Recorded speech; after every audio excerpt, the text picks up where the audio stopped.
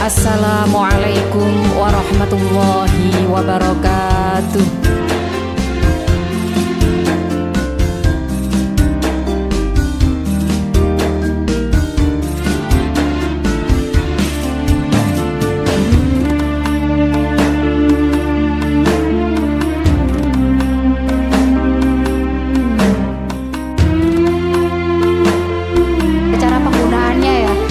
Penggunaannya itu apakah sesuai dengan anjurannya, insya Allah aman. Tapi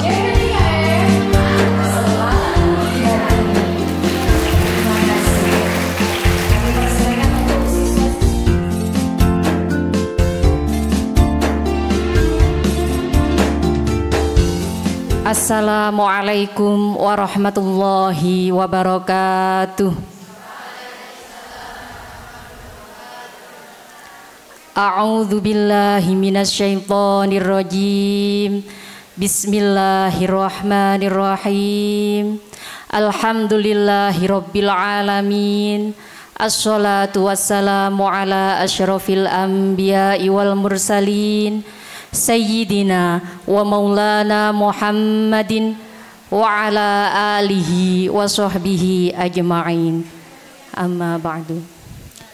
Kepada yang terhormat pimpinan Yayasan Pondok Pesantren Teknologi Informasi Al-Hidayah, yakni Ibu Nyai Dr. Anda Hajah Jauharoh Said MPDI selaku Ketua JP3M, yakni Jam'iyah Perempuan Pengasuh Pesantren dan Mubalighah Kabupaten Mojokerto beserta jajarannya. Yang kami hormati Ibu Kepala Sekolah Playgroup Al-Hidayah Plus, TK Plus Al-Hidayah, SDIT Firdaus, SMPTI Al-Hidayah, Masti Berlian, TPQ Al-Hidayah, beserta Ustadz Ustadzah Yayasan Pondok Pesantren Teknologi Informasi Al-Hidayah, dan kepada anak-anakku santriwati Yayasan Pondok Pesantren Teknologi Informasi Al-Hidayah yang berbahagia. Puji syukur kehadirat Ilahi Robbi, pada pagi hari ini kita dapat bermuajahah bersama dalam acara JP3M Kabupaten Mojokerto Gustu Pondok Pesantren Penyuluhan Kesehatan Santri dalam majelis yang penuh barokah ini. Sholawat dan salam marilah tetap kita sanjungkan kepada Nabi akhir zaman, yakni Nabi Agung Muhammad sallallahu alaihi wasallam, yang telah menunjukkan kepada kita semua jalan yang diridhoi oleh Allah Subhanahu wa taala, yakni ad-dinul Islam wal iman. Anak-anakku yang berbahagia, adapun susunan pada pagi hari ini, yang pertama adalah pembukaan, yang kedua pembacaan ayat-ayat suci Al-Quran, yang ketiga menyanyikan lagu Indonesia Raya, Mars YPPTI Al-Hidayah dan Mars JP3M, yang keempat sambutan-sambutan, yang kelima sholawat Nabi, yang keenam doa. Dan terakhir nanti kita akan melaksanakan penyuluhan kesehatan santri oleh Dr. Sihwati Wilujeng selaku Direktur Rumah Sakit Mawaddah Medika. Sebelum acara ini kita mulai, marilah kita membaca Ummul Quran. Semoga apa yang kita hajatkan pada pagi hari ini bisa terlaksanakan dengan lancar dan membawa manfaat kepada kita semua. Ala hadiniyah wa ala kulli niyatin sholihah. Al-Fatihah.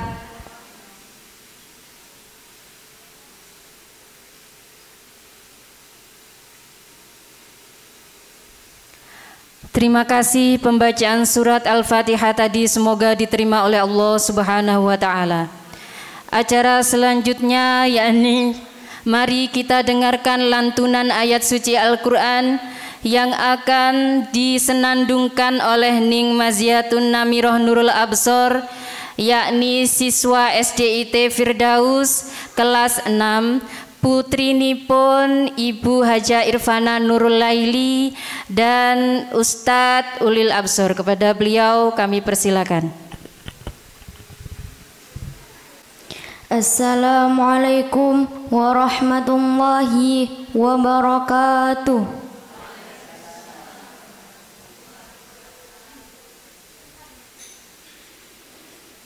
A'udzu billahi minasy syaithanir rajim.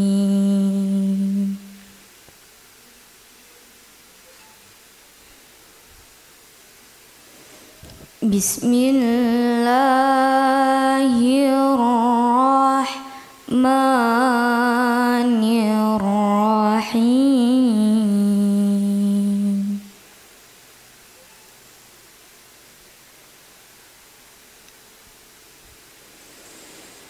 Qul in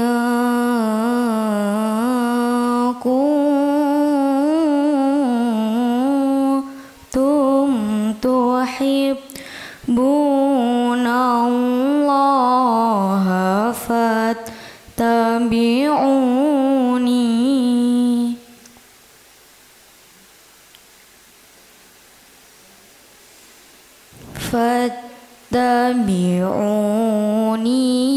yuhibbukumullahu wa yaghfir lakum dunubakum.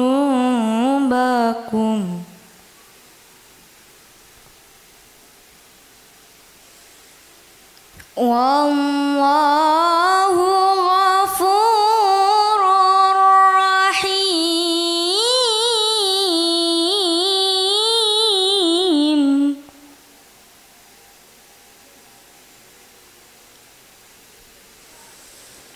Qul ati'ullaha war rasul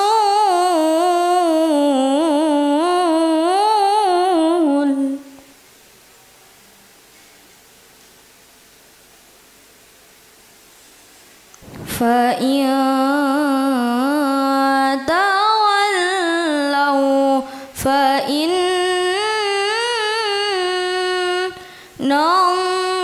Allaha la yuhibbul kafirin.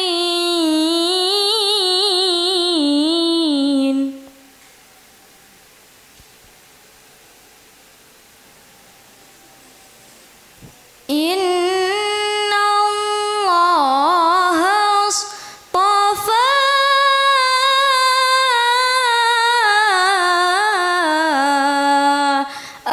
Adama wa Nuha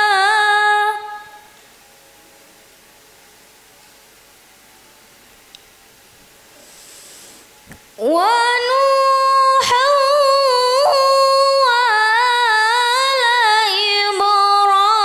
Ibrahim wa ala Imran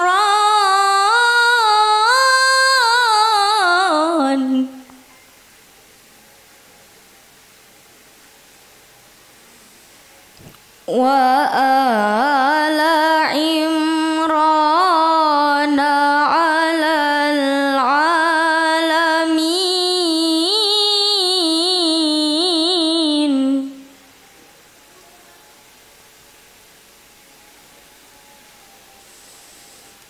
Dzurriyyatan ba'duha min ba'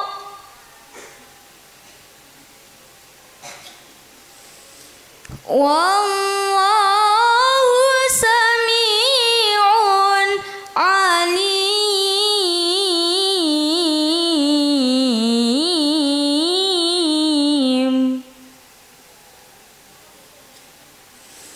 Wallahu sami'un alim.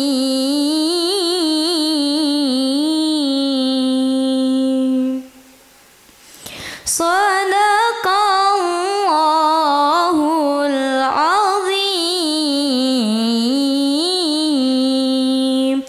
Wassalamualaikum warahmatullahi wabarakatuh.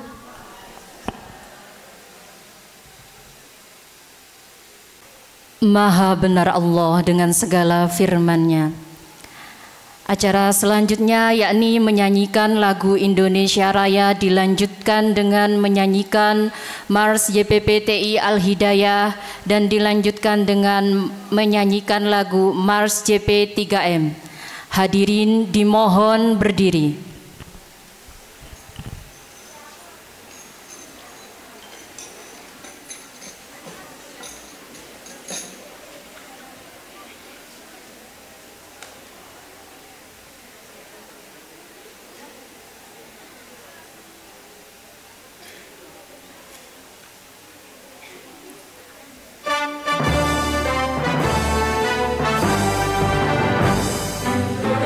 Indonesia tanah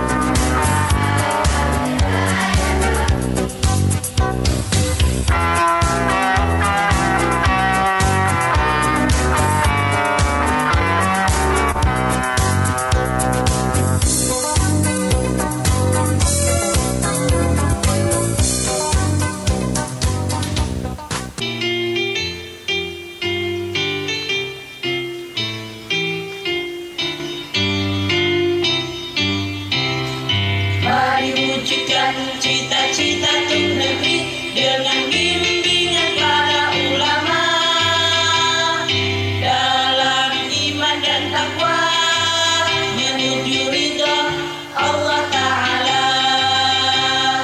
CP3M Jam'iyah Ittihadiyah pesantren menjadi satu wadah, haluan Ahlussunnah wal Jamaah mencetak santri berakhlak karimah. Perempuan pengasuh pesantren dan mubaligh yang sejati melahirkan santri berbudi bertakwa pada ilahi Rabbi. Bersama CP3M wujudkan cita-cita ulama. Bersama CP3M tingkatkan ukhuwah Islamiyah.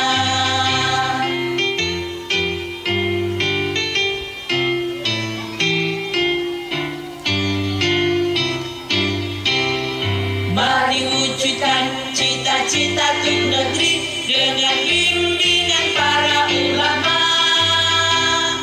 dalam iman dan takwa menuju ridha Allah Ta'ala. CP3M Jam'iyah Ittihadiyah pesantren menjadi satu wadah, haluan Ahlussunnah wal Jamaah mencetak santri berakhlak karimah. Perempuan pengasuh pesantren dan mubaligh yang sejati melahirkan santri berbudi bertakwa pada ilahi Rabbi. Bersama CP3M wujudkan cita-cita ulama. Bersama CP3M tingkatkan ukhuwah Islamiyah. Negeri damai dan sejahtera bila penghuninya bertakwa, cerdas dan bijaksana untuk negeri Indonesia Raya, untuk negeri Indonesia Raya, untuk negeri Indonesia Raya.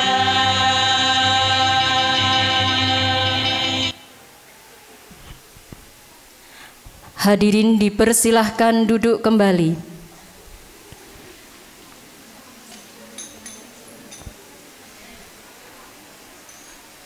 Acara selanjutnya yakni sambutan-sambutan. Sambutan yang pertama akan disampaikan oleh pengasuh Yayasan Pondok Pesantren Teknologi Informasi Al-Hidayah. Pada kesempatan kali ini akan disampaikan oleh Ibu Haja Irfana Nurul Laili, MPD. Kepada beliau kami persilakan. Bismillahirrahmanirrahim. Assalamualaikum warahmatullahi wabarakatuh. Alhamdulillahi rabbil alamin, wabihi nasta'inu ala umurid dunya waddin, wassalatu wassalamu ala asyrafil anbiya'i wal mursalin, Sayyidina wa maulana Muhammadin wa ala alihi wa sahbihi ajma'in, amma ba'du. Yang terhormat pimpinan CP3M Kabupaten Mojokerto, Ibu Nyai Haja Asliha. Yang kami hormati Ketua CP3M Kabupaten Mojokerto, Ibu Nyai Haja Jauharo Said beserta jajaran kepengurusannya. Yang kami hormati para tamu undangan, Dr. Esa sekaligus wakil dari Rumah Sakit Mawaddah Medika. Yang kami hormati seluruh kepala dari lembaga di wilayah Yayasan Pondok Pesantren Teknologi Informasi Al-Hidayah. Dan yang kami banggakan ustadzah-ustadzah, santriwati-santriwati, siswi-siswi dari Sekolah Dasar Islam Terpadu Firdaus, SMP Teknologi Informasi, dan Madrasah Aliyah Teknologi Informasi Berlian.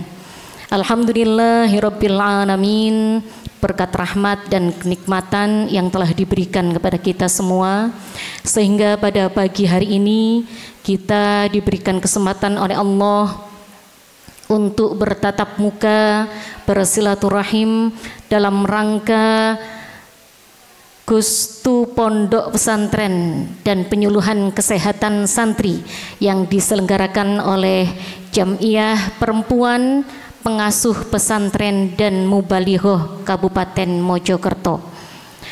Salawat serta salam marilah kita haturkan kepada junjungan kita Nabi besar Muhammad sallallahu alaihi wasallam. Hadirin yang kami hormati, tepat hari ini tanggal 15 Ramadan. Ngoten nggih? 14 napa 15? 15 Ramadan. Insyaallah 2 hari lagi kita akan memperingati nuzulul Quran. Dalam Al-Quran disampaikan pada ayat surat Al-Baqarah ayat 185, Syahrul Ramadan alladzi unzila fihil Quran hudal linnasi wa bayyinatim minal huda wal furqan. Seperti apa yang disampaikan oleh Ibunda Nyai Haja Jauhara Said pada pengajian Ummil Hidayah minggu pagi kemarin, bahwa pada bulan Ramadan ini telah dihadirkan atau diturunkan Al-Quran sebagai petunjuk untuk kita selama hidup di dunia, serta keterangan-keterangan dari petunjuk itu. Salah satu keterangan dari petunjuk itu adalah tentang puasa, khususnya puasa di bulan Ramadan. Ada sebuah hadis mengatakan sumu tasyihu, ya, berpuasalah maka akan sehat jiwa dan jasmanimu, ya. Jadi sehat puasanya. Puasa ini mengajarkan kepada kita untuk mengembalikan keseimbangan antara kesehatan jiwa dan kesehatan badan. Kesehatan jiwa itu ketika kita menahan makan dan minum yang berlebihan.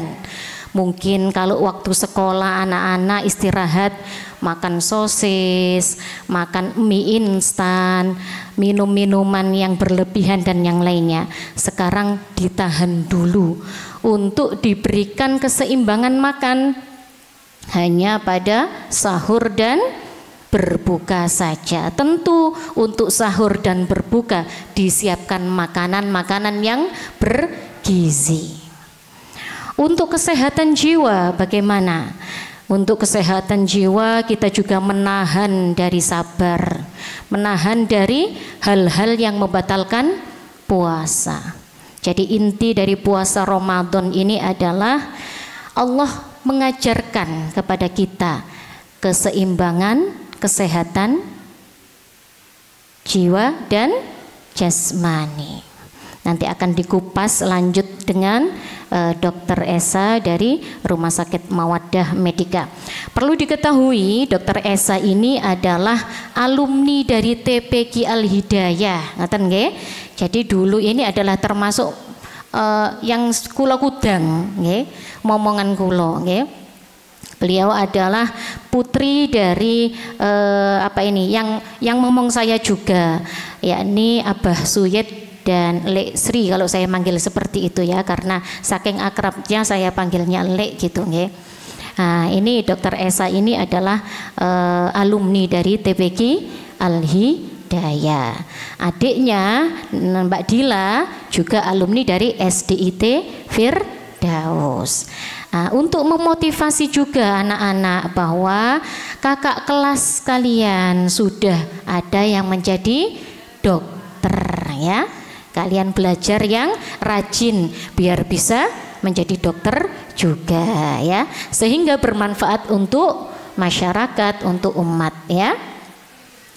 Selanjutnya saya selaku pengasuh Yayasan Pondok Pesantren Teknologi Informasi Al-Hidayah mengucapkan ribuan terima kasih kepada pimpinan JP3M Kabupaten Mojokerto, kepada ketua dan seluruh jajaran pengurus JP3M Kabupaten Mojokerto telah ikut hadir membersamai kami dalam rangka Gustu Pondok Pesantren sekaligus penyuluhan kesehatan santri pada bulan Ramadan tahun 2024 ini. Kami sampaikan mohon maaf yang sebesar-besarnya jika dalam kami bersikap, berucap ada salah kata, salah kalimat. Kami mohon maaf yang sebesar-besarnya. Inilah kami santriwati dari Yayasan Pondok Pesantren Teknologi Informasi Al-Hidayah. Dari kami kurang lebihnya mohon maaf yang sebesar-besarnya. Akhirul kalam, wallahul muwafiq ila aqwamit thoriq. Wassalamualaikum warahmatullahi wabarakatuh.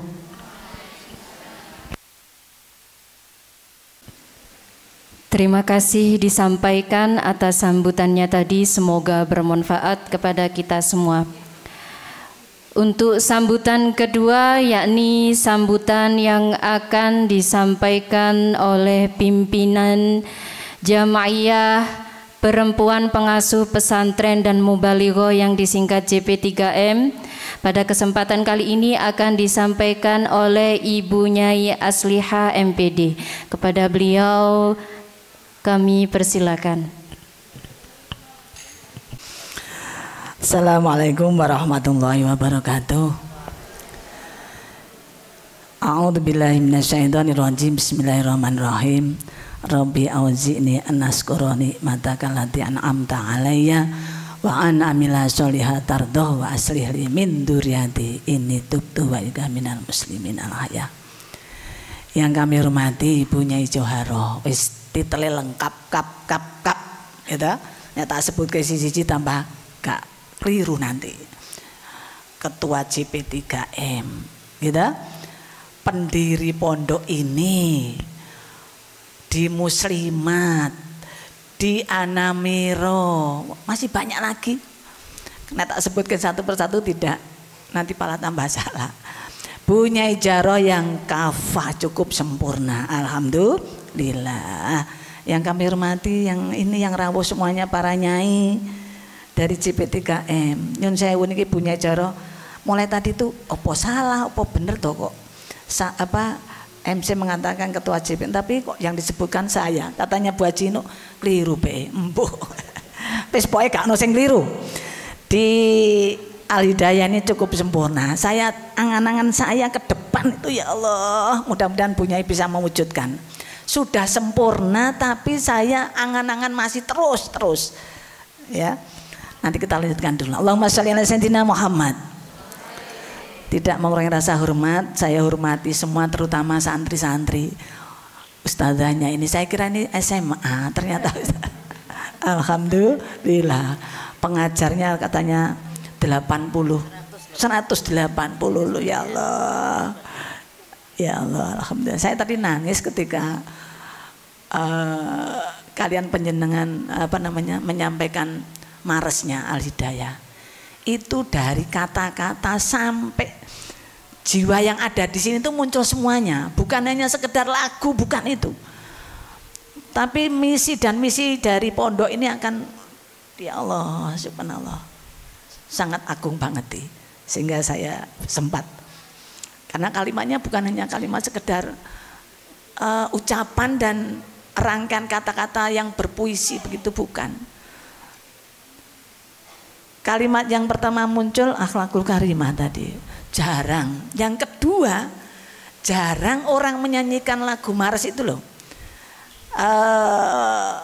Di akhir syair itu kemudian mengangkat tangan, rasa syukur, mengamini doa penjenengan semuanya. Alhamdulillah. Allahumma sholli ala sayyidina Muhammad. Allahumma fil ummati Muhammad, Allahumma masli ummati Muhammad, Allahumma majbur ummati Muhammad, farjan ajilan birahmatika ya arhamar rahimin ya Allah. Kalau wau ning diri sudah mengatakan bulan puasa, bulan turunnya Al-Qur'an. Sing maca masih gak ning bulan Ramadan, insya Allah nanti Al-Quran juga akan memberikan syafaat kepada kita semuanya.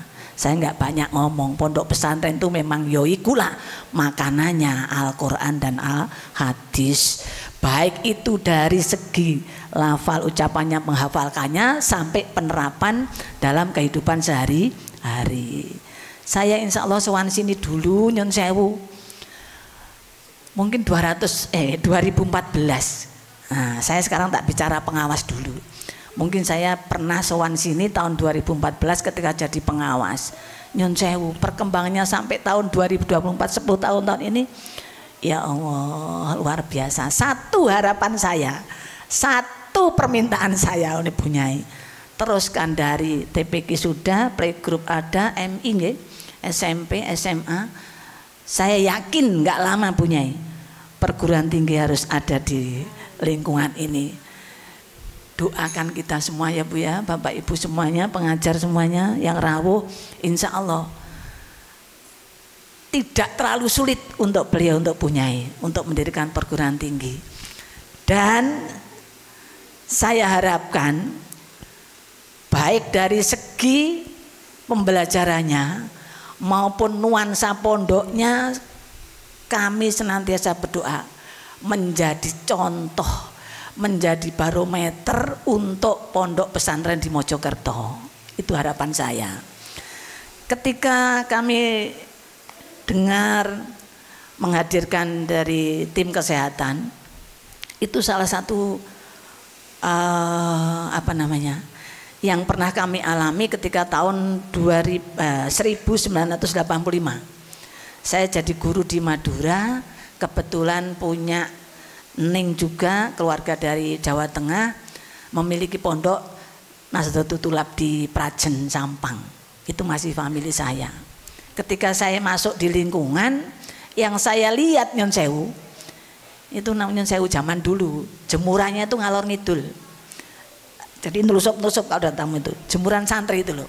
Nah, saat itu saya masih jadi guru pemula, masih umur 23, 22. Tapi saya sudah dimintai oleh Ning Nur itu, aku njuk tulung ayo totonen. Nah, perkembangan terus sampai sekarang ini saya lihat di Nuris Pungging. Nah, itu sudah luar biasa. Khusus penataan jemuran, belum yang lainnya.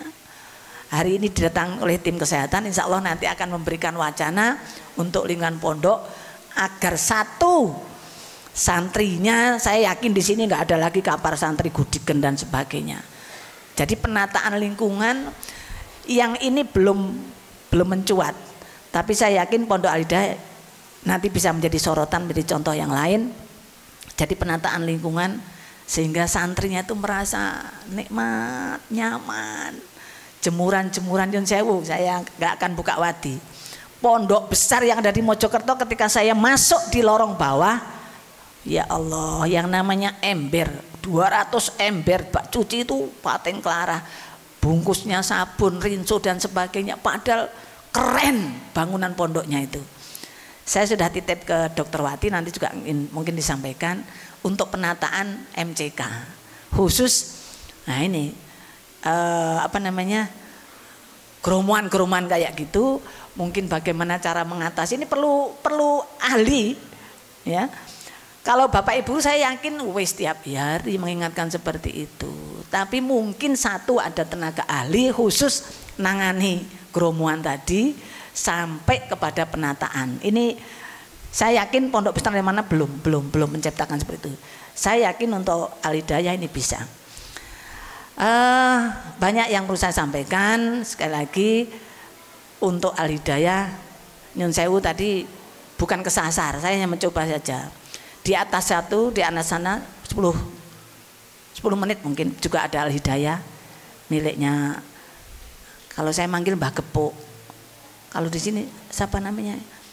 Kiai siapa itu saya lupa. Gus apa? Gus Hadi, betul. Saya juga mantan pengawas sekolah di sana. Namanya Al Hidayah. Nah, tapi tadi saya mau mampir enggak ya? Kalau mampir nanti kelamaan. Bunyai aja mungkin belum perso. Yang Al Hidayah yang satu itu. Nah, tapi dari semua fasilitas dan semuanya masih jauh. Dan saya yakin untuk Al Hidayah yang ada di sana sih Baringin, insya Allah ya. Di sini Wonodadi. Nah, ini kami harapkan karena Bunyai Johara itu Bunyai yang luar biasa, sempurna. Kalau bisa kaset yang jadul saya minta lagi Bunyai. Saya sudah rindu dengan suara Bunyai tahun berapa ya? Lupa saya juga. Kaset pakai itu loh. Apa namanya? Pita. Kalau rusak dengan pakai pensil itu loh. Nah, beliau suara emaknya sudah ada dalam rekaman pada waktu itu. Lah ini tadi muncul cucunya. Saya yakin dengan polesan Bunyai nafasnya sakjane saya wah masih gampang ditoto. Dengan polesan Bunyai nggak tahu tahun keberapa nanti akan jadi juara MTQ tingkat nasional. Alhamdulillah. Suaranya luar. Bismillahirrahmanirrahim. Nek Bu Awis gak kuat. Kalau tadi masih pun panjang gak usah diputus. Ayatnya masih mampu, cuma mungkin Bunyai lali gak dipoles gitu ya. Luar biasa, doakan semuanya. Mudah-mudahan menjadi kontingen dari Mojokerto. Ya mungkin merambat dulu ya dari siapa? Sidodadi, Morodadi. Mana ini? Wonodadi muncul dulu di kabupaten, kabupaten muncul lagi di provinsi, provinsi muncul di tingkat nasional. Bisakah di tingkat internasional? Bisa. Karena suaranya wungkul utuh. Ini. Jadi Bunyai Johara itu sudah saya keturunan katanya. Saya punya apa namanya memori yang kental banget ketika beliau punya rekaman masih dalam pita kaset itu loh Bu, kaset apa namanya itu, tape kaset jadul yang pakai pita. Nah, mungkin kalau dunia anak-anak yang ini tidak mengenal. Banyak yang dimunculkan oleh Al Hidayah ini dalam waktu yang kurun waktu insya Allah 10 tahun saya kesini sampai detik ini. Mudah-mudahan benar-benar Al Hidayah menciptakan bukan hanya tadi syairnya ingin apa tadi ingin Indonesia, tadi kalimatnya apa? Ingin syairnya Maresnya tadi ingin syairnya Indonesia tadi loh Bu, enak Dok. Halo, Maresnya tadi Al Hidayah tadi loh. Mengharumkan Indonesia terlalu kecil bagi kalian. Kalau bisa membumikan Mojokerto di tingkat dunia. Karena apa? Semuanya ada di sini. Nah, tadi saya aduh terlalu kecil kalau hanya Indonesia. Apa namanya? Cita-citanya mungkin lebih lagi membooming di tingkat dunia ya. Tadi saya aduh kok ya sempit banget nih masa itu gitu. Jadi insya Allah bukan hanya sampai ke level Indonesia tapi tingkat dunia. Mudah-mudahan doa untuk Bunyai dan putri-putrinya, putranya termasuk putra mantu juga.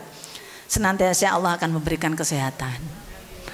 Karena tokoh-tokoh yang seperti beliau ini masih jarang dimunculkan. Nah, jadi mudah-mudahan ke depan Al Hidayah senantiasa Allah akan memberikan ridho sehingga perjuangan Bunyai Johara wabil khusus almarhum Bapak Kiai Irfan mudah-mudahan jasa-jasanya bisa dilanjutkan oleh putra-putrinya dan amal jariah beliaunya senantiasa dibalas oleh Allah untuk syiar agama Islam.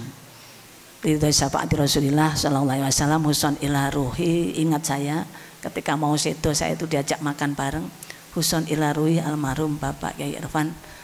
Lahumul Fatihah. A'udzubillahi minasyaitonirrajim. Bismillahirrahmanirrahim. Alhamdulillahirabbil alamin arrahmanirrahim maliki yaumiddin.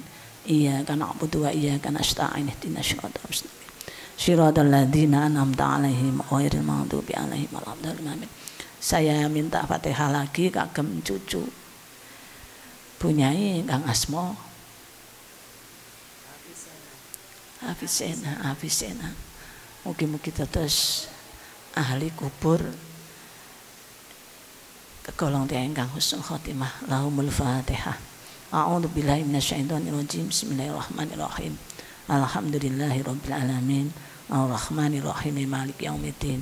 Iyyaka na'budu wa iyyaka nasta'in. Shiratal mustaqim. Shiratal ladzina an'amta 'alaihim ghairil maghdubi 'alaihim waladdallin. Allahumma shalli ala sayyidina Muhammad. Sallallahu ala Muhammad. Sallallahu alaihi wasallam.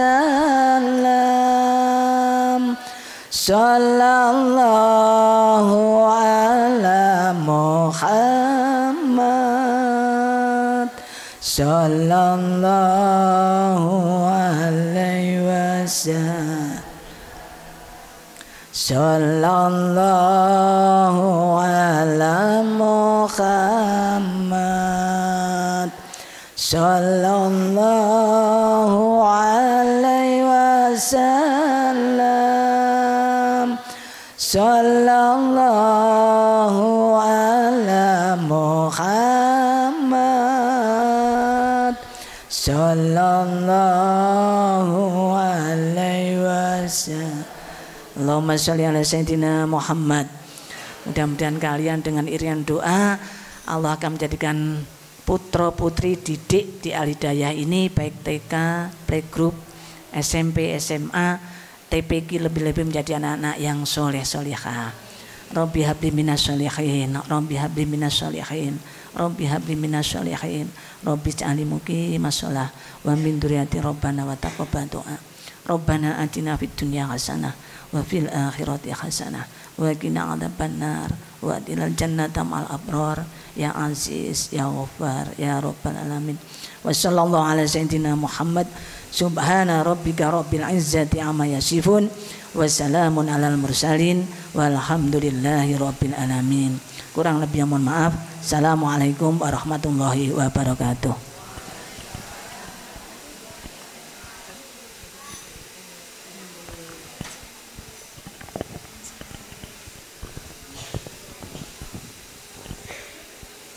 Terima kasih kami haturkan kepada Ibu Nyai Hajah Aslihah, Magister Pendidikan, atas sambutan dan doanya tadi. Semoga bermanfaat dan diterima oleh Allah Subhanahu wa taala. Anak-anakku, ustadz ustadzah serta Bapak Ibu yang berbahagia, marilah sejenak kita dengarkan lantunan salawat Nabi dari santri putri Yayasan Pondok Pesantren Teknologi Informasi Al-Hidayah. Kepada yang bertugas kami persilakan.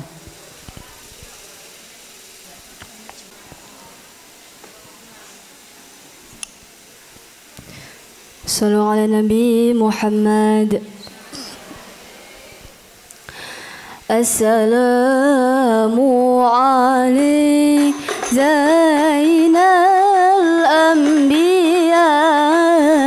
Assalamu alaik Atqal Atqiya. Assalamu alaik Zainal Anbiya. Assalamu alaik Atqal Atqiya. Assalamu alaik Zainal Anbiya. Assalamu alaik Atqal Atqiya. Assalamu alaik Ahmad ya Habibi. Assalamu alaik Taha ya Assalamu alaik Ahmad ya habibi. Assalamu alaik Taha ya tabibi. Assalamu alaik min rabbis sama. Assalamu alaik. Assalamu alaik. Assalamu alaik Zainal Anbiya. Assalamu alaik Asqal Askiya. Assalamu alaik Zainal Anbiya. Assalamu alaik Asqal Askiya.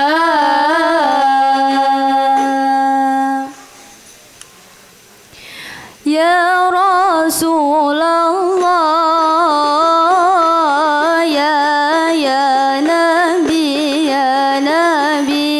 laka syafa'ah wa hadha matalabi ya Nabi. Ya Rasulullah, ya Nabi, laka syafa'ah wa hadha matalabi ya Nabi. Ya Rasulullah, ya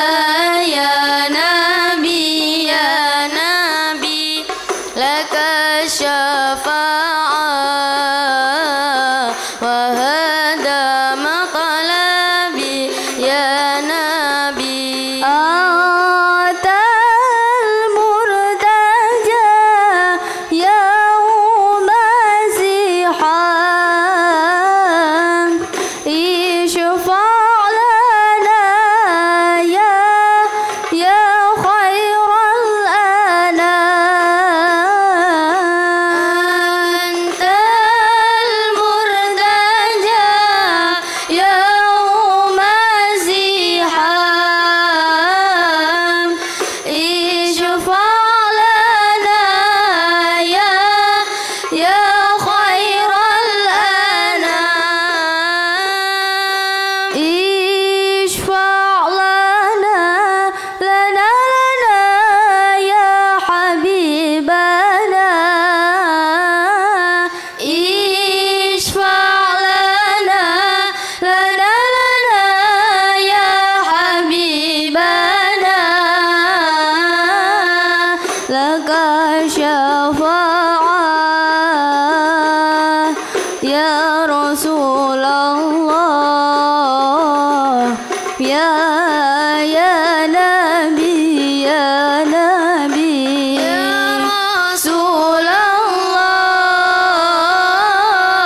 ya Nabi, laka syafa'ah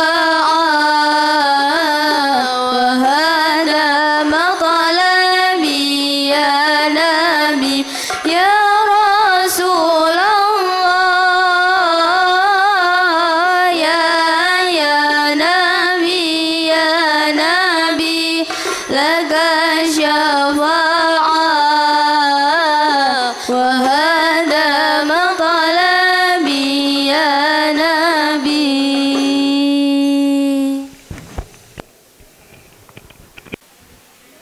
Anak-anakku beserta ustadz-ustadzah dan hadirin yang berbahagia, dengan selesainya sholawat maka kita akan menuju ke acara selanjutnya, yakni doa yang akan dipimpin oleh Ibu Nyai Dr. Anda Hajah Jauharoh Said MPDI.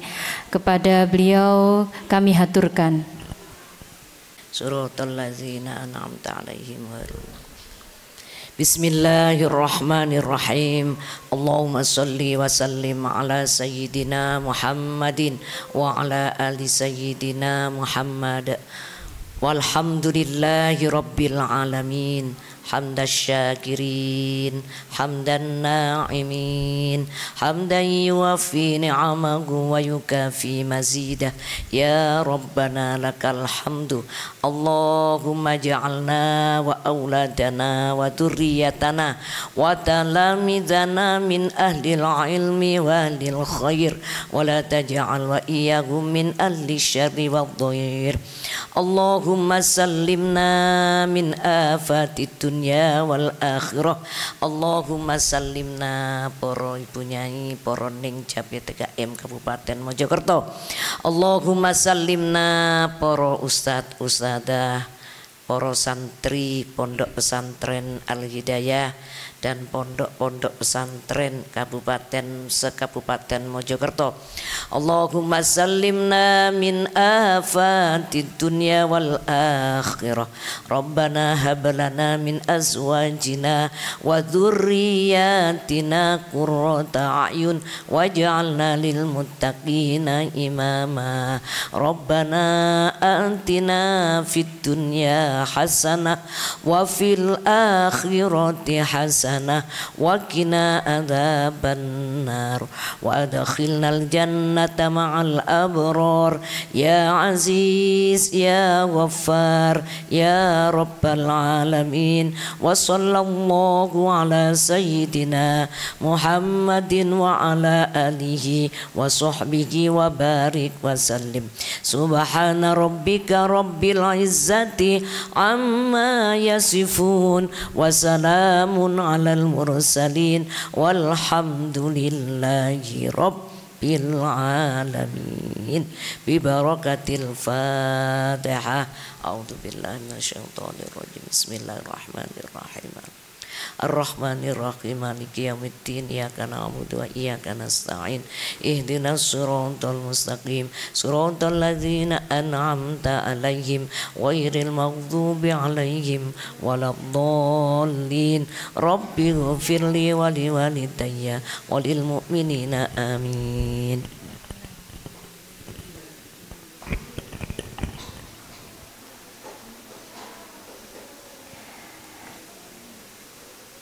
Anak-anakku, ustadz ustadzah dan hadirin yang berbahagia, dengan berakhirnya doa maka berakhir pula opening ceremony pada pagi hari ini.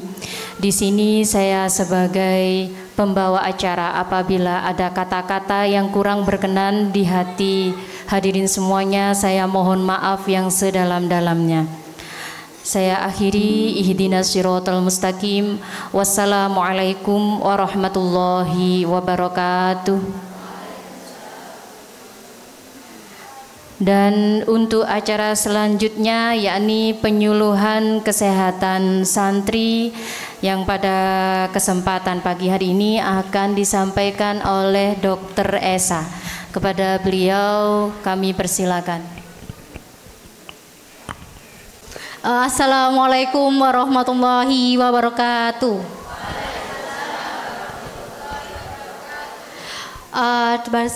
Terima kasih untuk kesempatannya pagi ini. Saya Dr. Esa, saya dari Rumah Sakit Mawadah Medika. Di sini saya akan menyampaikan untuk beberapa sharing ilmu apa yang saya ketahui untuk dibagi dengan jenengan semuanya. Semoga bermanfaat, dan apabila ada yang kurang nantinya kurang jelas atau mau ditanyakan, monggo mangke ditanyakan, nggih. Oh nggih, yang pertama tadi saya memang alumni sini, nggih. Banyak yang masih kenal saya napa taza? Nggih, saya sudah 20 tahun yang lalu, lebih dari 20 tahun yang lalu saya ada di sini. Jadi yang pertama ini ada materinya, yaitu mengenal beberapa dari penyakit menular. Nah, penyakit menular di sini tuh banyak, nggih. Nah, ini yang saya sampaikan ini terutama yang pada saat kita hidup berkelompok. Nah, hidup berkelompok itu contohnya seperti kayak di pondok pesantren. Nah, ketika kita hidup berkelompok, berdekatan dengan yang lainnya, itu banyak sekali penyakit menular yang bisa terjadi. Nonton, nggih. Nah, ini yang pertama skabies. Skabies itu kalau dikenalnya tuh gudik. Nah, kalau gudikan atau kudis itu namanya skabies. Nah, jadi memang sekarang sudah ndak banyak yang kena dari santri atau santriwan. Nah, tetapi masih banyak juga ternyata yang masih kena, terus sampai dengan ada yang infeksi sekunder atau yang sampai dengan bernanah itu juga masih banyak. Nah, skabies itu apa? Nah, kalau nanti ditanya sekarang juga bukan penyakitnya sakit apa? Gudik lah, jangan sakit apa? Skabies. Nah, jadi biar sawangane iki mboten gudikan kan mboten eco Jadi sakit apa? Skabies Nah, skabies itu apa? Skabies atau kudis itu disebabkan oleh namanya tungau. Tungaunya itu namanya Sarcoptes scabiei. Nah, maka dari itu dinamakan dengan skabies karena dari penyebab tungaunya ini. Nah, kenapa ini saya sampaikan yang pertama? Karena ini di antara semuanya ini yang paling cepat menular juga. Sangat mudah sekali menular. Dan itu kalau sudah di penularannya, infeksi sekundernya itu juga sangat memungkinkan, sangat banyak juga kasusnya. Nah, tempatnya Sarcoptes scabiei ini biasanya di mana? Yaitu ada di spray, ada di bantal, ada di pakaian orang-orang yang terinfeksi. Jadi tidak hanya di tangannya saja kalau kita berjabatan tangan atau berdekatan, tetapi juga spray, bantal, dan juga pakaian orang yang terkena Sarcoptes scabiei ini juga mengandung tungaunya.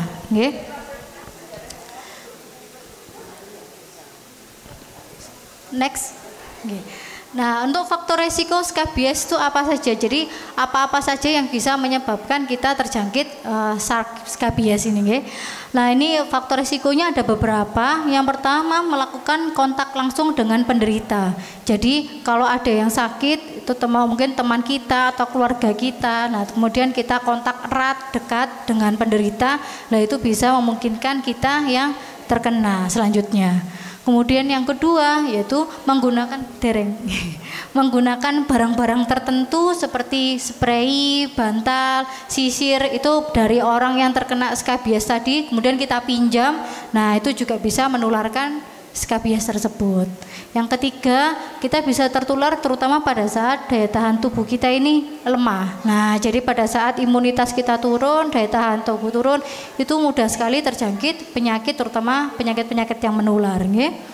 Kemudian yang keempat, pada penderita tertentu seperti pada penderita HIV, AIDS, kanker, itu pada penderita ini itu memang ketahanan tubuhnya sangat lemah dibandingkan orang-orang yang normal pada umumnya, sehingga mudah sekali terjangkit suatu penyakit. Kemudian yang kelima yaitu hidup secara berkelompok dengan orang lain. Nah, seperti yang dilakukan di pondok pesantren, di penjara, di panti asuhan, itu kan hidupnya berkelompok. Nah, kehidupan berkelompok ini itu memungkinkan terjangkitnya suatu penyakit menular seperti skabies. Next. Nah, gejala-gejalanya apa saja kalau skabies? Gejalanya skabies itu bisa kita lihat di sini. Yang pertama itu terasanya pasti gatal. Nah, gatalnya itu terutama pada saat malam hari. Nah, kenapa pada malam hari? Nah, karena tungaunya ini, yang betina ini itu bertelurnya pada saat malam hari. Jadi kenapa itu dirasakan gatalnya terutama malam hari.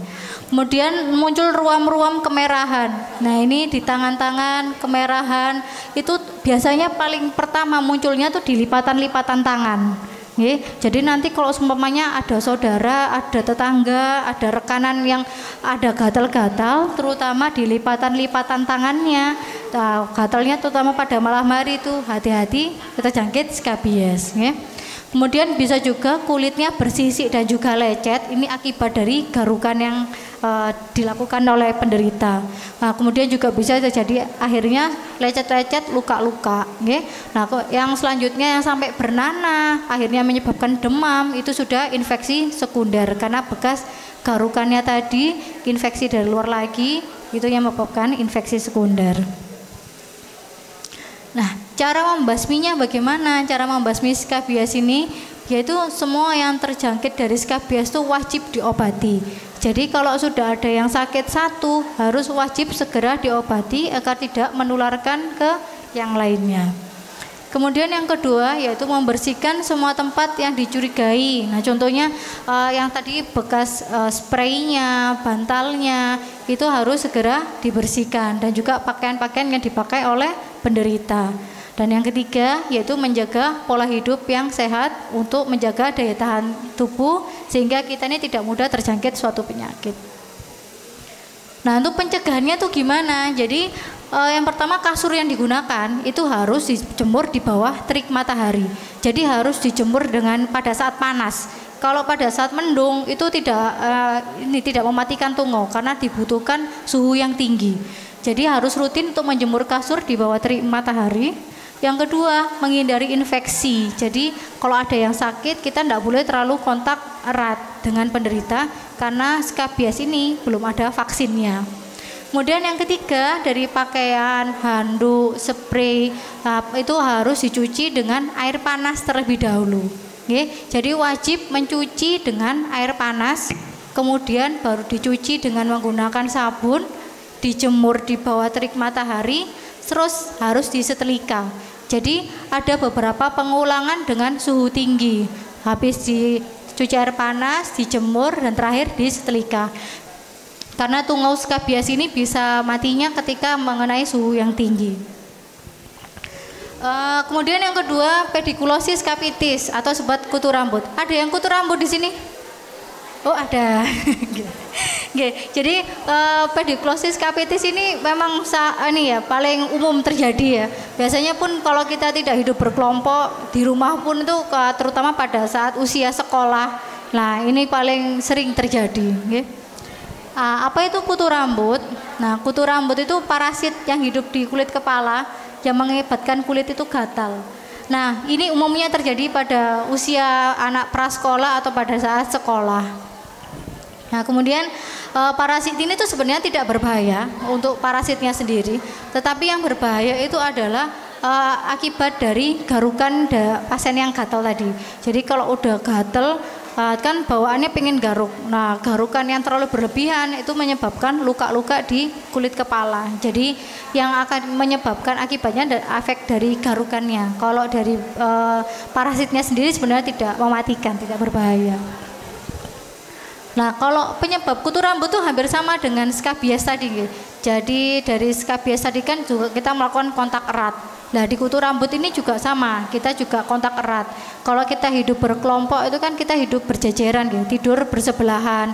Nah pada saat tidur bersebelahan ini itu memungkinkan terjadinya penularan dari kutu rambut ini. Nah kutu rambut ini tuh tidak bisa terbang, tidak bisa loncat, tetapi bisa merambat dengan cepat. Nah jadi pada saat kita bersebelahan, kalau biasanya kan ada tungau tuh yang meloncat atau yang terbang, tapi kalau ini merambatnya cepat. Nah ini dari rambut akhirnya berpindah, tapi tidak hanya dengan kita tidur sebelahan. Nah tetapi ada karena topi, kerudung, sal, sisir, jepit rambut, bantal, handuk, dan juga bahkan headphone atau earphone itu juga bisa menularkan dari pedikulosis capitis ini. Apalagi kalau kita sering bertukar barang dengan penderita. Next. Nah ini penyebabnya dari ini namanya kutu-kutunya. Nah ini dari pedikulosis capitis ini. Nah ini karena apa? Menyimpan benda-benda atau tempat dengan yang sama dengan penderita. Contohnya kita naruh, biasanya kalau di kamar itu kan ada gantungan ya. Nah gantungan itu kan kebiasaan kita naruh kerudung digantung di situ, baju digantung di situ, semuanya serba digantung, topi digantung di situ. Nah ternyata kita menggantungnya sebelahan sama penderita pedikulosis capitis atau kutu rambut tadi. Nah dari kutunya merambat, dari gantungan tadi akhirnya merambat. Atau kita menyimpan baju di lemari yang sama dengan penderita kutu rambut tadi. Nah jadi pada saat itu kan kadang masih nempel ya kutunya di rambut, di baju. Nah akhirnya pindah ke bajunya kita seperti itu ya. Nah jadi dibiasakan sekarang tidak sering menggantung barang. Nah karena menggantung barang itu memudahkan terjadinya penularan. Gejalanya apa? Yang pasti pertama gatal, rasanya gatal sekali. Nah itu gatalnya tuh dari apa? Gatalnya itu dari air liur kutunya tadi. Nah kutunya tadi mengeluarkan air liur sehingga reaksi gatalnya disebabkan karena air liurnya. Kemudian selain gatal tuh kerasa ada yang menggelitik di kepala. Jadi kerasa ada yang jalan-jalan ya di kepala ini. Nah, itu kan paling sering ya dirasakan, loh kok ada yang merambat-merambat. Nah, itu adalah gejala dari pediculosis capitis ini. Next. Nah, ini untuk pengobatannya. Pengobatannya memang tidak bisa langsung kita kasih obat langsung sembuh. Nah, ini tuh memerlukan yang pertama dia sisir serit. Ada yang tahu sisir serit? Nggih, semerap nggih. Sisir serit itu kan jaraknya rapat. Nah, itu pada saat nanti setelah keramas, pada saat basah itu disisir pakai serit. Nah, itu harus rutin. Rutinnya 3 sampai 4 kali sehari. Nah, tapi dalam waktu minimal 2 minggu. Jadi dalam waktu minimal 2 minggu nanti itu akan dilakukan 3 sampai 4 hari sekali untuk menyisir dengan serit. Nah, sisir sama serit ini dikombinasikan atau digabung dengan sampo khusus kutu. Ya, jadi tidak bisa dikasih sampo biasa, sampo anti ketombe, sampo anti rambut rontok itu tidak bisa karena tidak ada zat yang untuk mematikan kutu. Nah, ini samponya sampo khusus untuk penderita kutu. Kemudian untuk pencegahan kutu rambut ini gimana? Sama ya, harus dicuci pakaiannya, pakaian, spray, sarung bantal, air panas itu dicuci, dikeringkan di bawah sinar matahari. Nah, kemudian yang kedua ini yang paling jarang dilakukan yaitu merendam sisir, pita dan jepit rambut dalam air panas. Nah, di sini ada yang rutin untuk mencuci ikat rambut. Ya, kayaknya hampir tidak pernah dicuci ya ikat rambut itu hal yang paling jarang dicuci, sisir juga hal yang paling jarang dicuci. Tetapi ternyata pencegahannya yaitu salah satunya dengan mencuci. Jadi ikat rambut terutama yang ada bulu-bulunya, ikat rambut itu, nah ikat rambut berbulu itu malah tempat persembunyian untuk dari kutu-kutu tadi ya. Nah, itu harus direndam di dalam air panas 5 sampai dengan 10 menit, kemudian dicuci pakai sabun dan dikeringkan di bawah matahari. Kemudian yang ketiga saya itu membersihkan lantai, karpet, kursi dan sofa ini dengan vacuum cleaner. Kenapa? Karena kalau dikebas-kebas aja itu kutunya masih bisa loncat. Nah, malah kalau dikebas-kebas itu malah berpindah-pindah. Nah, disarankan dengan vacuum cleaner itu langsung kesedot nanti kutu-kutunya, terutama pada saat di sofa, di spray, di karpet. Kadang kan kita bergulir-gulir di atas karpet nih. Nah, akhirnya kutunya itu ikut bergulir-gulir juga di situ. Kemudian ada saudara kita yang ikut bergulir-gulir di atas karpet. Nah, akhirnya terus saja seperti itu nggih. Nah, itu harus dibersihkan dengan vacuum cleaner nantinya. Kemudian memasukkan barang yang tidak bisa dicuci ke dalam kantong yang tertutup rapat. Contohnya headset. Nah, headset itu kan tidak bisa dicuci nggih. Kalau headset dicuci pasti rusak. Nah, caranya gimana? Nggak bisa cuci. Jadi ditaruh, ditutup atau di kantong yang tertutup rapat. Itu dibiarkan selama paling tidak 2 minggu. Jangan dipakai dulu. Nah, itu kita berharap nanti kutunya ini mati. Nah, kalau kutu ini tidak mendapatkan asupan dari darah kulit kepala kita, itu akan lama-kelamaan mati. Ya. Untuk penyakit yang ketiga yaitu ada infeksi saluran pernafasan akut atau disebut dengan ISPA. Nah, ISPA ini juga sangat menular ya. Contohnya ada teman kita yang batuk, besok kita akhirnya kena batuk juga. Seperti itu. Ya. Monggo next. Nah, ISPA ini apa? ISPA ini infeksi saluran pernafasan akut yang menyerang suatu saluran pernafasan. Nah, paling sering saluran pernafasan itu dibagi menjadi 2. Bagian atas sama bagian bawah. Nah, yang paling sering terjangkit ini yang bagian atas. Contohnya atas itu dari hidung, tenggorokan sama dengan lubang-lubang sinus. Jadi kalau ada yang sinusitis itu juga masuk di saluran pernafasan atas. Nah, ini bisa menimbulkan beberapa gejala. Nah, penyebab daripada ISPA ini bisa disebabkan karena virus ataupun bakteri. Tapi paling sering disebabkan karena virus. Monggo, next. Gejalanya apa aja? Bisa batuk, pilek, hidung tersumbat, demam, kepala nyeri, kemudian bisa juga ada pembesaran di kelenjar kita dan juga nafas yang mengi atau sesak nafas. Itu salah satu dari gejalanya ISPA. Nah, kalau ISPA-nya itu menyerang di bagian pernafasan bawah itu mulai dari trakea hingga ke bronkus atau bagian dari paru-paru. Itu menyebabkan biasanya batuknya mulai berdahak atau demam yang tidak kunjung sembuh. Next. Nah, kalau pengobatan ISPA itu bagaimana? Nah, kebanyakan kasus ISPA itu kan karena virus gitu. Virus itu sifatnya bisa sembuh sendiri atau self-limiting disease. Jadi kalau nggak kita obati sebenarnya memang sembuh, bisa sembuh sendiri. Nah biasanya kita memberikan obat-obatan itu berdasarkan dari gejala. Contohnya kalau demam kita berikan obat demam, nanti ada batuk kita berikan obat batuk, pilek diberikan obat pilek, seperti itu. Jadi tidak butuh langsung kita batuk pilek awal diberikan antibiotik. Ngonten nggih. Antibiotik itu diberikan kalau penyebabnya adalah bakteri, bukan virus. Kemudian yang pasti karena self limiting disease atau bisa sembuh sendiri itu tergantung dari daya tahan tubuhnya kita. Nah, dengan cara menjaga daya tahan tubuh yaitu istirahat yang cukup, konsumsi air. Nah, air itu paling tidak sehari sampai dengan 2 liter. Kemudian bisa juga ditambahkan konsumsi minuman hangat, contohnya bikin teh, ditambahi madu, ditambahi air perasan jeruk, itu boleh dilakukan. Kalau ada nyeri tenggorokan itu bisa kumur-kumur dengan air garam.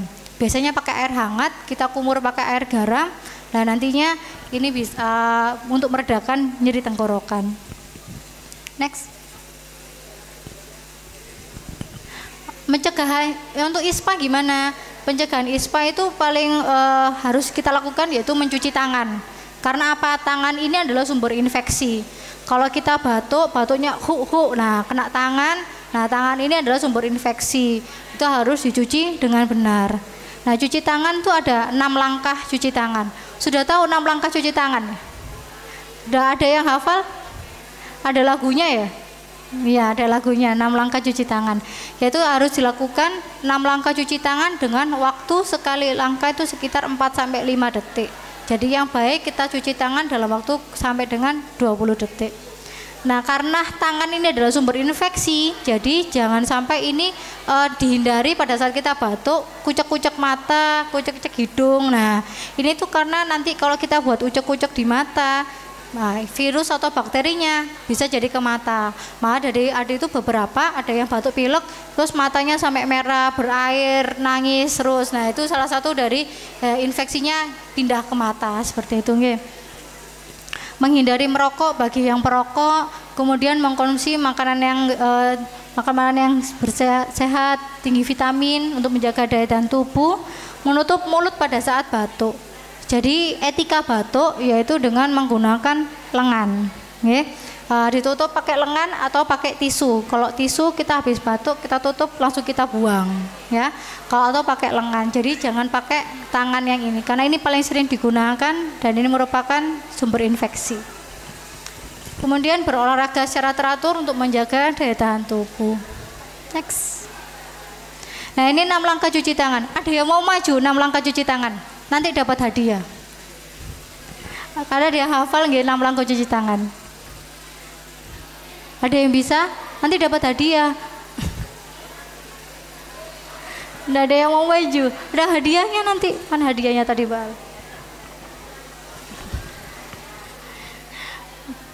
Ya. Jadi ada langkah-langkahnya yaitu ada 6. Yang pertama bagian mana dulu? Telapak tangan. Yang kedua punggung dan sela-sela jari. Yang ketiga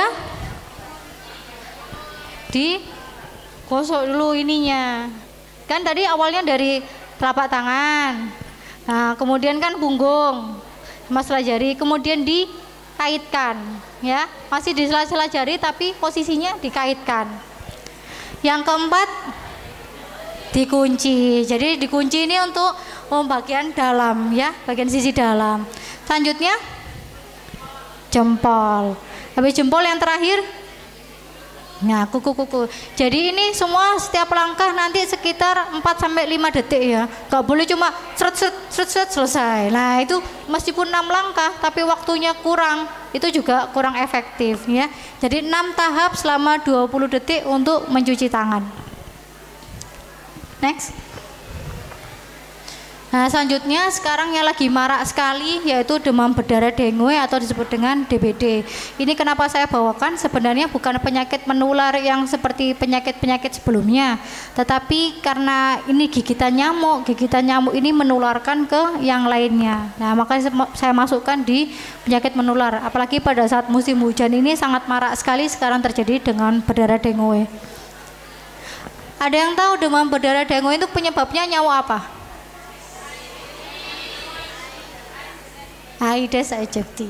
Nah, jadi demam berdarah dengue atau disebut dengan DBD ini adalah penyakit menular melalui nyamuk. Jadi penularannya bukan antar manusia, tetapi manusia ini ada perantaranya nyamuk yang menularkan. Jadi tidak bisa kalau kita semuanya kita sakit demam berdarah terus kita berdekatan terus sama orang tersebut, akhirnya orang tersebut jadi demam berdarah. Enggak. Jadi dari kita sakit demam berdarah, kita digigit nyamuk, nyamuknya gigit orang lain. Nah, jadi penularannya itu lewat dari nyamuknya dulu.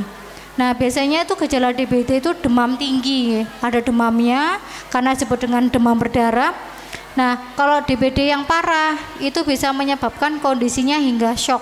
Kalau sudah terjadi shock, itu penyebabnya bisa fatal hingga meninggal dunia. Jadi demam berdarah itu tidak bisa disepelekan karena pada kondisi tertentu bisa menyebabkan meninggal dunia. Gejalanya gimana? Pasti yang pertama ada demamnya dulu. Demamnya demam tinggi, bisa lebih dari 40 derajat sampai dengan 40 derajat demam tinggi. Nah, itu biasanya demamnya lebih dari 3 hari. Nah, kemudian yang kedua bisa juga dirasakan sakit kepala. Jadi selain demam, kok ada nyeri kepala, terus badan rasanya sakit-sakit semua. Itu bisa gejala dari demam berdarah. Mual muntah itu juga bisa dari gejala demam berdarah, ataupun bisa ada ruam-ruam kemerahan terutama di lipatan siku. Jadi di lipatan sini itu ada ruam-ruam kemerahan. Next.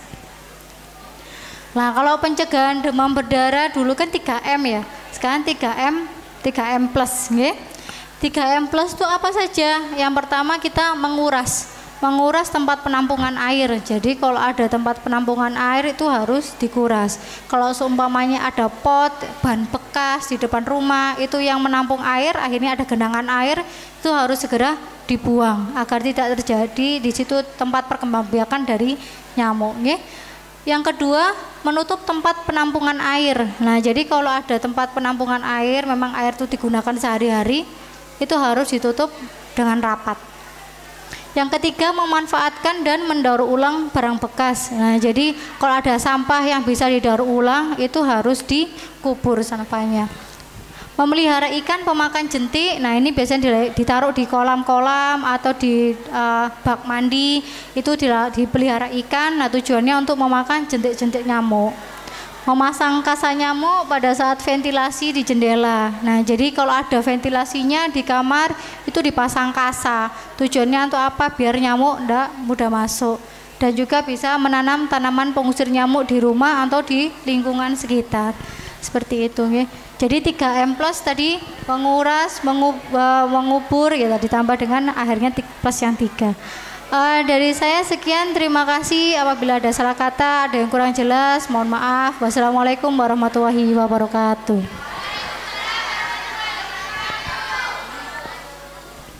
Ada yang mau tanya? Kalau ada tanya, kita ada hadiahnya. Ada souvenir dari Rumah Sakit Mawada Medika.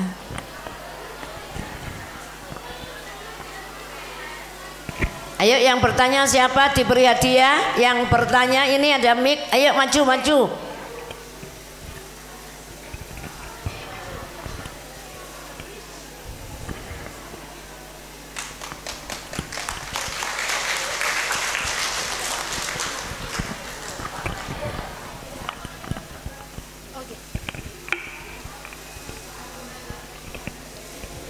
Assalamualaikum warahmatullahi wabarakatuh. Waalaikumsalam warahmatullahi wabarakatuh. Nama saya Reisha Harina Visa Putri. Saya dari Santri Putri Pondok Pesantren Teknologi Informasi Al-Hidayah. Saya dari kelas 10 Madrasah Aliyah Teknologi Informasi Berlian. Saya ingin bertanya, apakah menggunakan peditox itu aman? Sebaiknya menggunakan apa saat mengalami kutu rambut? Iya, si hadiah langsung Pak. Nah, ini hadiahnya ya, eksklusif dari Rumah Sakit Mawada. Jadi nanti yang bertanya akan mendapatkan hadiah ini, ya.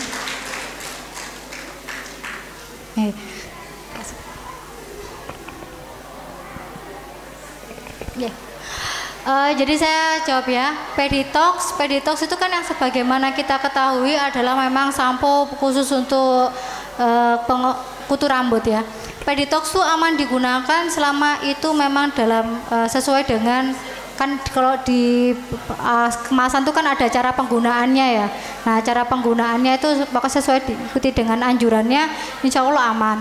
Tapi yang kadang kan ada orang yang menggunakan kapur ya, ada yang sampai digunakan kapur untuk kulit kepala. Nah kalau kapur ini sebenarnya tidak terlalu disarankan, karena apa?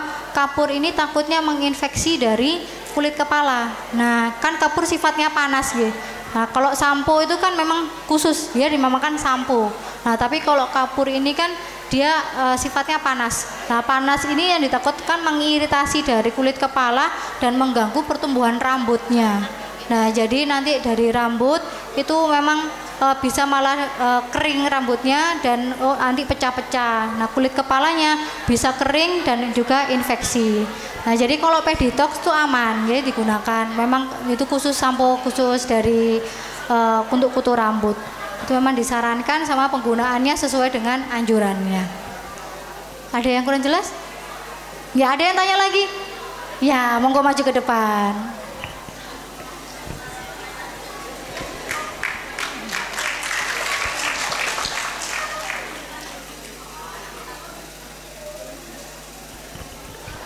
Assalamualaikum warahmatullahi wabarakatuh. Waalaikumsalam warahmatullahi wabarakatuh. Hadap sana. Saya teman-temannya.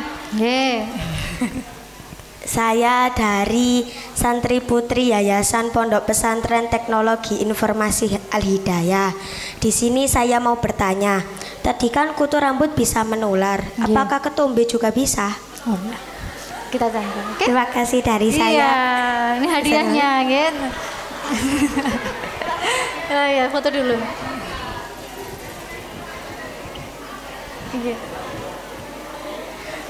Terima kasih. Oh ya, sebelum saya menjawab, informasi hadiahnya terbatas ya. Hanya untuk 5 pertanyaan pertama. Nah, ini sudah 2, nanti sisanya 3 ya. Jadi ketombe yang kita harus ketahui bedanya ketombe sama kutu rambut itu apa. Nah beda ya, ketombe dan kutu rambut itu berbeda. Kalau kutu rambut penyebabnya adalah parasit ya, dari Pediculosis capitis tadi. Kalau ketombe itu disebabkan karena kulit kepala yang mengering. Nah jadi karena kulit kepalanya mengering, akhirnya sama kulit kita sendiri yang di tangan, kalau kering itu kan bersisik ya. Nah kalau kita garuk gini kan warnanya keputihan, nah itu dari sisiknya. Itu sama di kulit kepala, kalau kering menyebabkan bersisik. Bersisiknya tadi itu dari disebut dengan ketombe. Nah jadi kalau ketombe itu beda dengan kutu rambut. Kalau ketombe nanti tergantung dari perawatan kulit kepala kita. Kalau kulit kepalanya ini enggak terawat, sering lupa keramas, terus sering berkeringat, kemudian enggak langsung dibersihkan, jadi penumpuk kayak gitu, itu bisa menyebabkan ketombe. Nah, kulit kepala yang tidak terawat itu yang menyebabkan dari ketombe. Ketombe memang gatal. Kenapa gatal? Karena kering. Sama kayak kulit kita di tangan ini, kalau gatal itu juga kalau kering itu juga gatal. Nah, makanya kita menggunakan pelembab tadi untuk tidak kering dan minum air yang banyak agar terhidrasi. Nah, jadi beda ya, kulit kepala kutu sama ketombe itu berbeda. Kalau ketombe itu tidak nular, itu memang dari kulit kepalanya sendiri yang kering. Tapi kalau kutu rambut memang ada parasitnya yang membuat gatal tadi, akhirnya garuk-garuk. Sebenarnya kalau kutu rambut itu kan makannya darah di kulit kepala ya. Nah, kalau kulit kepala dimakan darah, yang bikin sampai luka itu adalah garukannya kita. Nah, kalau sebenarnya kalau dia habis gigit sama kayak nyamuk. Kalau nyamuk gigit kan bekasnya bentol. Nah, itu dari kutu itu juga bekasnya bentol, tapi garukannya itu yang membuat luka, akhirnya sampai ada yang korengan kayak gitu. Nah, berdarah itu dari garukannya. Jadi beda ya nanti. Kalau ketombe nggak menular, kalau kutu rambut menular. Ada yang tanya lagi? Mungkin dari adik-adik yang ini SD kelas berapa ini? Kelas 5 apa kelas 6? Kelas 5 mana? Ada yang bertanya, adik-adik? Oh ya, ini kakaknya yang bertanya.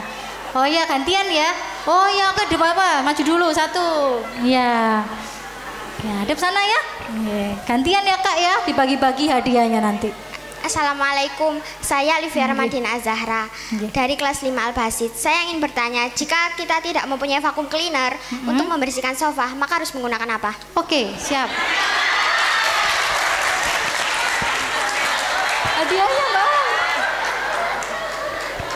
Ya, hadiahnya ya. Foto dulu, Mbak.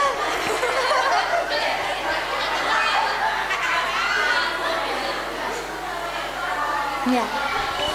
Pertanyaannya bagus sekali, tepuk tangan dulu. Kalau nggak punya vacuum cleaner gimana gitu ya. Nah, yang tidak disarankan itu kalau dikebas ya. Kalau dikebas itu kan kita takutnya kutunya malah berpindah tempat. Jadi kalau membersihkannya nanti dengan lap kain yang basah. Nah, lap kain yang basah kita berharapnya nanti kutunya nempel di lap kain basah tadi, ya. Jadi habis dilap nanti dilap situ, nah itu kita berharapnya itu katutan, ngonten ya. Tapi kalau karpet, kalau tidak punya vacuum cleaner, sebaiknya dijemur di bawah terik matahari.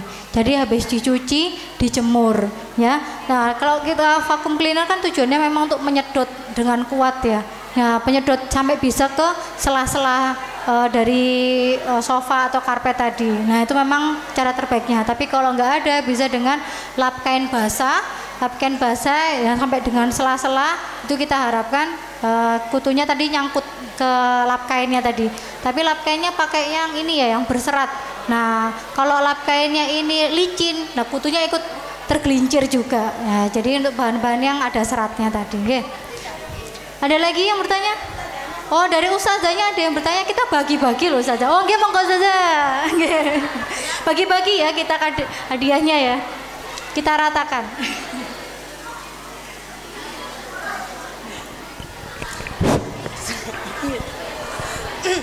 Oke, assalamualaikum warahmatullahi wabarakatuh. Waalaikumsalam. Sebelumnya perkenalkan, saya Ustadzah Uus dari guru BK dari SMP TI Al-Hidayah. Sebelumnya saya mau bertanya pengalaman dari anak saya sendiri. Tadi kan menjelaskan tentang penyakit skabimet ya. Skabimet atau skabiet? Skabies. Skabimet obatnya. Dulu kan saya kan asli Madura. Kebetulan adik saya itu pondok, dan ketika saya liburan, anak saya masih bayi. Pulangan anak pondok, adik saya tuh kena skabiet. Nah, ketika kembali ke sini, anak saya tuh ketular. Tapi permasalahannya di sini yang mau saya tanyakan, neneknya yang di sini itu menyambungkan penyakit ini dengan saya yang kebiasaan membuang popok di sampah. Kan ada kemungkinan dibakar. Nah, itu ada hubungannya apa tidak? Kalau istilahnya di sini tuh suleten nggih. Nah, sampai sekarang saya belum menemukan kesinambungannya itu dalam segi dinas kesehatan, apakah itu benar-benar nyambung napa mboten? Terus untuk penanganan kebersihan, dulu kan pernah saya bawa ke bidan. Itu dicubles ya, dalam istilahnya itu nanahnya dikeluarin. Kan kalau saya kan tidak punya alatnya. Terkadang saya pakai jarum pentul dibakar, itu saya cubleskan. Apakah itu juga akan menimbulkan infeksi untuk selanjutnya kalau saya menemukan kasus seperti itu lagi? Terus obatnya skabimet ya, sepertinya itu tidak mempan ya di anak dan adik saya, karena juga saya dulu pernah sempat ada di kaki, terus saya olesi itu juga nggak mempan. Terima kasih sebelumnya. Ini hadiahnya Tazah. Jangan gemeter, nervous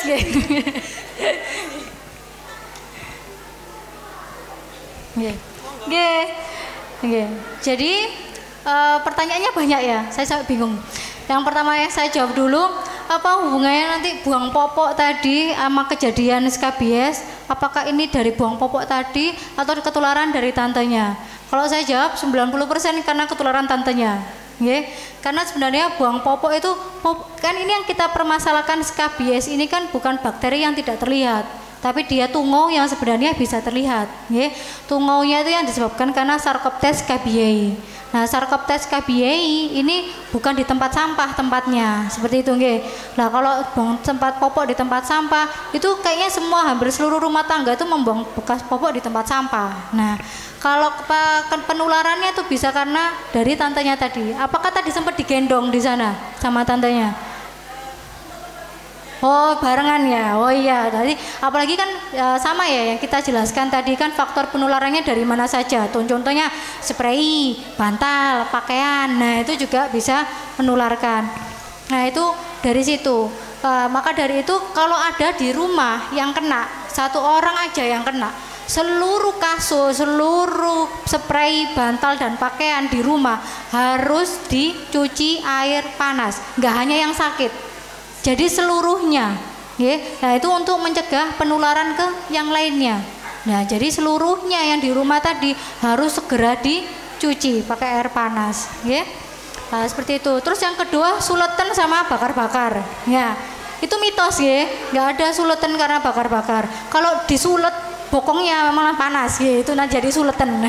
Kalau panjenengan bakar-bakar terus anaknya jadi suletan itu nggak ada hubungannya, ya. Kalau tadi kena panas di bokongnya air panas ya itu suletan memang gitu. Jadi suletan itu atau disebut dengan kemerahan itu harus kita lihat dulu penyebabnya apa. Bisa karena ruam popok atau bisa karena virus dan bakteri lainnya. Karena itu nanti bentuknya beda-beda. Jadi alangkah lebih baiknya dibawa ke dokter. Jadi tidak ada hubungannya bakar-bakar dengan suletan. Terus selanjutnya untuk Skabimed kok kayaknya tidak mempan. Penggunaannya benar atau tidak? Nah. Jadi penggunaan Skabimed itu harus dalam waktu minimal 8 jam dibiarkan. Jadi contohnya malam habis mandi sore itu dilubur sama Skabimed itu enggak hanya di sela-sela jarinya saja yang kena, tapi seluruh badannya. Seluruh badannya itu dilabur sama Skabimed, dibiarkan sampai besok paginya baru itu mandi seluruhnya. Jadi enggak cuma yang kena ini aja. Kalau yang cuma kena ini aja itu memang tidak mempan. Jadi kita tanya penggunaannya bagaimana, penggunaannya sudah benar atau belum. Nah kalau cuma dibiarkan di sini dioles 3 kali sehari habis mandi habis itu hilang terus kena air, nah itu penggunaannya kurang tepat. Nah jadi Skabimed itu penggunaannya digunakan di seluruh badan, ya dibiarkan di seluruh badan, didiamkan minimal 8 jam. Besok paginya baru dibersihkan. Dan itu harus diulang paling tidak berapa? 4 hari. 4 hari berturut-turut. Nah, 4 hari berturut-turut digunakan seluruh badan, nanti diulang di jarak, diulang minggu depannya lagi, gitu lagi. Nah, jadi penggunaan Skabimed ini sebenarnya yang orang bilang bukan nggak mempan, tapi penggunaannya yang salah. Karena kita nggak bisa menggunakan sekali Skabimed langsung berharap sembuh, mboten saged. Apalagi penggunaannya habis dioles-oles terus kita kena cuci tangan hilang, dioles-oles lagi. Bukan seperti itu penggunaan Skabimed, ya. Jadi penggunaan Skabimed seperti itu dan harus diulang. Biasanya kita kombinasikan dengan obat minum. Nah, obat minum tuh kalau dilihat dari yang ada nanahnya, kita berikan antibiotik sama obat anti gatal karena terutama keluarnya adalah gatalnya, ya. Nah, terus kita biasanya juga kombinasikan dengan salep antibakteri, tapi penggunaannya enggak berbarengan dengan Skabimed, ya. Nah, itu jadi sebenarnya penggunaannya dulu apa sudah benar. Kalau penggunaannya belum tepat, otomatis jadi ininya tidak berkhasiat. Nah, seperti itu, ya. Terus kalau nanah tadi dicoblos pakai ini ya jarum. Kalau saya tidak menyarankan meskipun sudah dibakar. Karena apa? Jarum itu tidak bersifat yang satu kali pakai buang. Nah, maka dari itu kita biasanya untuk dibakar dulu baru dicoblos. Yang ditakutkan malah nanti ada apa yang kedua, tetanus. Ya. Nah, maka dari itu untuk luka apapun kalau di rumah bernanah jangan sembarang untuk mencoblos dengan jarum pentul, nggih. Kalau jarum pentul ini kan kadang kita taruh gembledakan ya, di sana di sini, kadang ada yang berkarat seperti itu. Nah, itu yang takutkan malah infeksi bakteri lainnya atau bahkan sampai ke tetanus, nggih. Kalau kita di tempat di rumah sakit atau di vaskes lainnya itu kan menggunakan jarum ya, memang jarum suntik. Nah, jarum suntik itu kan sifatnya sekali pakai buang. Nah, nggak mungkin kan kita jarum suntik itu digunakan berkali-kali ke orang-orang yang lainnya. Nah, karena itu sifatnya steril, jadi lebih aman. Dan biasanya setelah itu kita kasih providon iodin lebih dahulu. Jadi 2 kali sterilisasinya. Tidak hanya berharap dari jarumnya, tapi juga proses untuk pada saat sterilisasinya, nggih. Jadi jangan sembarangan apapun luka apapun, nggih. Kadang ada yang udunan anggar dijeprot aja pakai jarum ngoten nggih. Nah, itu ditakutkan adalah infeksi sekunder lainnya. Manten nggih. Sampun tadi terjawab semua pertanyaannya, ada yang kelewat? Sampun nggih. Ya, satu lagi. Ya. 31 ya. Oh, terakhir ya ini ya. Iya. Assalamualaikum warahmatullahi wabarakatuh. Waalaikumsalam. Perkenalkan, nama saya Zevina Etla Agripina. Saya dari Santri Putri Pondok Pesantren Al Hidayah. Saya kelas 8 dari SMP Teknologi Informasi Al Hidayah. Saya ingin bertanya, bagaimana cara paling cepat untuk menyembuhkan penyakit skabies secara menyeluruh? Sekian dari saya. Ya. Iya. Itu dulu.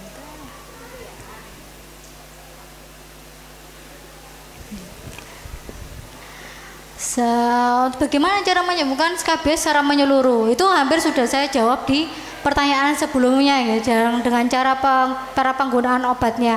Jadi yang pertama memang harus kita hindari. Pertama hindari, karena ini penyakit menular. Jadi yang bisa kita lakukan yang pertama kali adalah menghindari. Terutama kalau kita ada yang curiga terkena skabies, ya jangan terlalu berdekatan, jangan sering bersalaman, jarang menggunakan barang-barang miliknya penderita seperti kayak kasur yang sama, baju yang sama, kerudung atau barang apapun yang sama. Ya. Yang kedua, kalau sudah terjangkit segera obati. Ya, kadang ada yang cuma 1-2 masih 1-2 dibiarin, akhirnya lama kelamaan sampai ke semua tangan. Karena penyebaran dari skabies ini cepat ya, hitungannya cepat. Jadi kalau sudah ada tanda-tandanya muncul mulai 1-2 ini kok gatel, terutama malam hari, ada yang habis kena atau kita tinggal di lingkungan pondok pesantren, nah itu kan mengarah ke skabiesnya sangat mendekati. Harus segera obati, bawa ke dokter. Terus yang ketiga, obati dengan cara yang tepat, yang benar. Nah jadi yang kayak kasus yang sebelumnya, kok pakai Skabimed nggak mempan. Nah, caranya yang benar. Jadi penggunaan Skabimed harus benar-benar dilakukan sesuai dengan anjurannya. Seperti itu.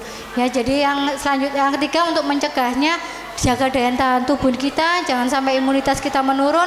Kalau gak teratur, minum makanan cukup, istirahat cukup. Seperti itu. Menjawab pertanyaannya? Mana yang tanya tadi? Ya, menjawab pertanyaannya? Oh ya. Untuk hadiahnya sudah habis, tapi apalagi ada yang mau bertanya? Oh udah ya, kita akhiri di sini sekian. Ya, wassalamualaikum warahmatullahi wabarakatuh.